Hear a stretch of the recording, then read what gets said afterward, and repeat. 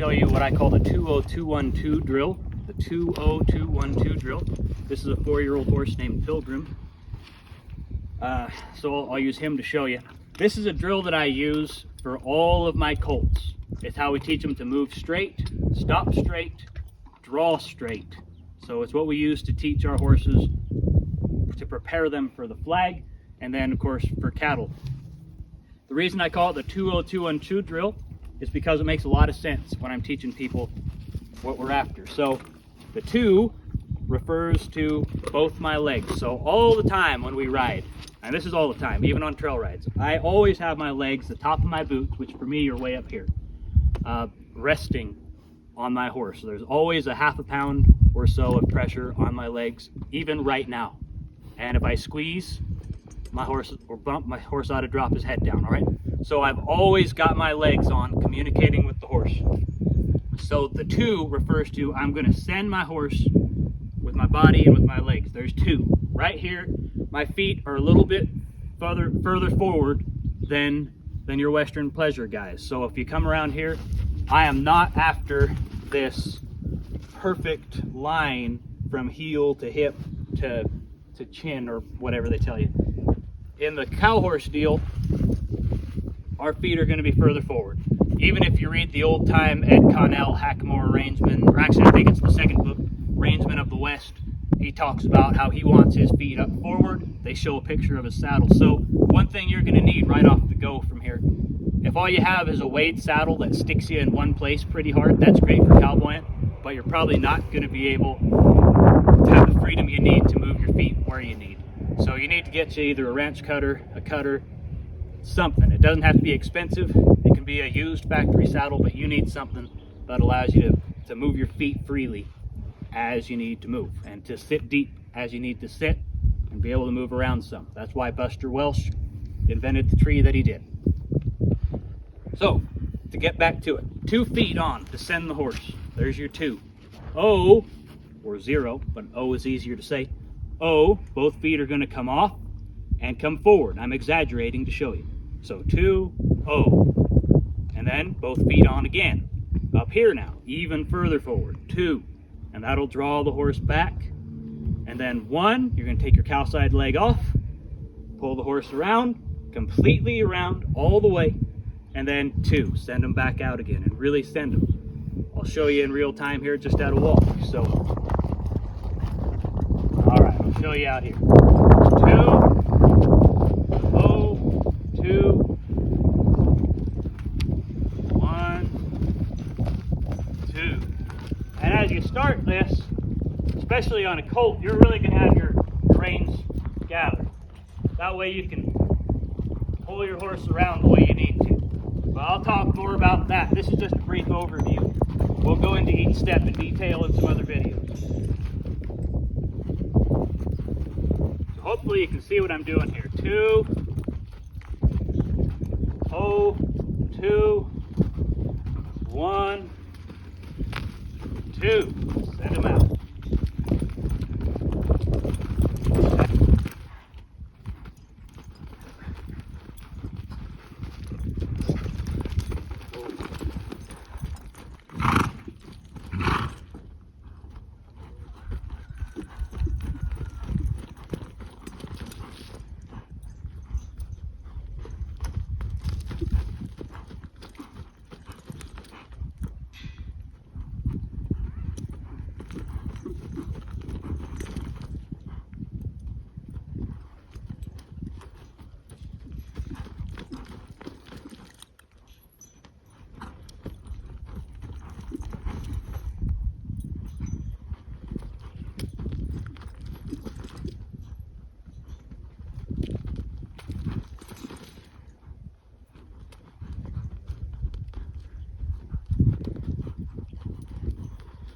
So that's about what we're after with that drill.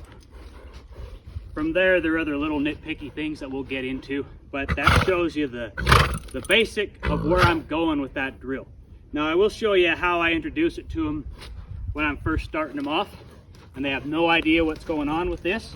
So maybe I've got at that time, about the time I got 12 rides on them or so, we know we can lope them around the arena, and if we've been on the trail probably, well, then we'll start to introduce it. And the way I introduce this 20212 drill is just out of walk, and in order to keep my horses from getting frustrated, in order to keep myself from getting frustrated, we're just going to go in there, keep our straight line, walk, and I'm just going to do it 7 times, just slow and easy. So it'll be 2, 0, 2, 1, 2, and 2. Again, we're already there. 0, 2. Outside leg off. 1, 2. I really would like him to be more collected than that through it. 2, 0, 2, 1, 2. So I'll go in, I'll do that 7 times at a walk. With the colt, they're not going to do that well. They're just going to have, I'm going to have my 2 legs on them. When I take it off, they're not going to stop. They don't know. So I'm going to have to pull on them some. Their head might come up in the air, so we'll have to work on them, get their heads down, get them collected some. We're going to need to teach them to draw with my feet up here, so they learn what that means. And the turn. They're probably not going to turn correctly, so I might have to keep them in the turn for quite a while until they feel good and I can send them out of it. So it all just does not hinge on perfection. And what I want you to know is it doesn't even hinge upon immediate improvement. Everybody talks about the 1% a day. We want to get 1% a day or 0.5% a day of improvement before we put the horse away. Well, I don't care about that. Usually I get 0% improvement on this. But when I pull them out the next day after they've slept on it, that's when I see the improvement. So I only will go in there, I'm going to do it 7 times. 1, 2, 3, 4, 5, 6, 7, and then I'm done with that drill. And typically I'm also done with the horse for that day. I usually do that last. So that's it. I don't do that 2 or 3 days in a row. Just go in there, do my other stuff, and then do that 20212 drill. At a walk 7 times, no more than 7 times, no matter how good or bad the horse is at it, because he's going to learn from going to bed to the stall and sleeping on it and working on it every day. Now, once it's been 2 or 3 days, then again, whether he's improved or not, we're going to go ahead and do it 7 times at a walk, but then I'm going to ask for him 7 times at a trot after that. And they're really going to fall apart then, sort of. I don't mean they're going to puck, but they're going to have no idea. It's too fast for them. We'll keep it at a slow trot, but all the same, it's going to be too fast for them and they'll fall apart. But that's all right. We do it anyway, 7 times at a trot, and then 7 times at a walk again. So again, the first 2 or 3 days, 7 times at a walk. Day 4, 7 times at a walk, then 7 times at a trot, and then 7 times at a walk again.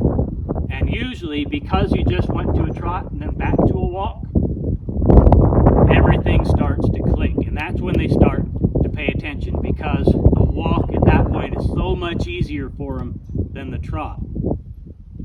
So that's where you're really going to see them begin to stop as soon as you take your legs off. That's where you're going to start to see your successes, by going up and then coming back down. Trot and then walk. So I'll do that for a few days. And then several days later, another 4 days later or so, we'll do walk, trot, and then lope 7 times. And they're going to fall apart again.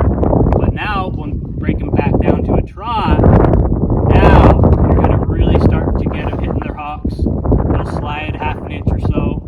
That's where you're really going to start to see more improvement there. So you're wrapping it up. Walk, trot, lope, trot, and then I may or may not walk again.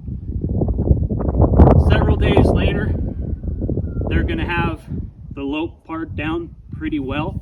They're going to start hitting their stops correctly as you do your slow run downs.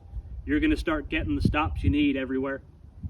And they're really going to start putting that cow horse turn together. And I'll have more to say about that in future videos. But once they've got it down fairly good at a lope, we'll almost never work on this drill. Almost never work on this drill at a lope anymore.